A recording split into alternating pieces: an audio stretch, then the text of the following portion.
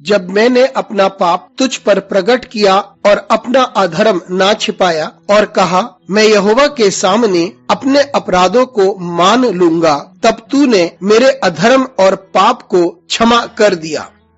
सोमवार 13 दिसंबर 2021। आज के मनन के लिए मैंने आप ही के लिए चुना है यूहन्ना अध्याय 1 और उसका 10वां वाक्य।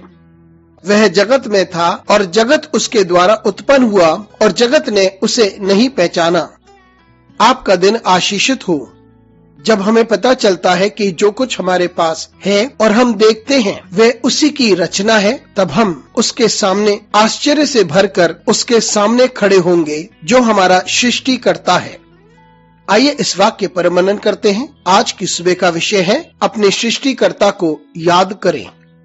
यूहन्ना जब अपने सुसमाचार को लिखता है तो वह शुरू से ही यीशु मसीह के बारे में बात करता है और वह बात करता है जब से सृष्टि की रचना हुई, और यूहन्ना इस बात को स्थापित करता है कि यीशु मसीह परमेश्वर के साथ था और परमेश्वर है। और यूहन्ना बात करता है कि शब्द देहधारी हुआ, और यहाँ हमारा केंद्र है कि जब यीशु मसीह ने संपूर्ण पृथ्वी की सृष्टि की, लेकिन जब वे इस पृथ्वी पर आया उसे कोई नहीं जानता था, यानी दुनिया ने उसे नहीं पहचाना। सृष्टि अपने सृष्टिकर्ता को पहचान नहीं पाई। बहुत सी चीजें हैं जो हमें अंधा कर देती हैं, लेकिन जब हम इस बात को समझ लेते हैं कि परमेश्वर ने हमारी सृष्टि की है और वह हमारा सृष्टिकर्ता है, तर्क हमें अंधा कर देती है और हम सोचते हैं कि सब कुछ वैसा ही हो रहा है जैसे पहले हो रहा था। हम इस बात से भी अंधे हो चुके हैं कि हम आराम में हैं और हमें परमेश्वर की आवश्यकता नहीं कि वो हमारी जिंदगी को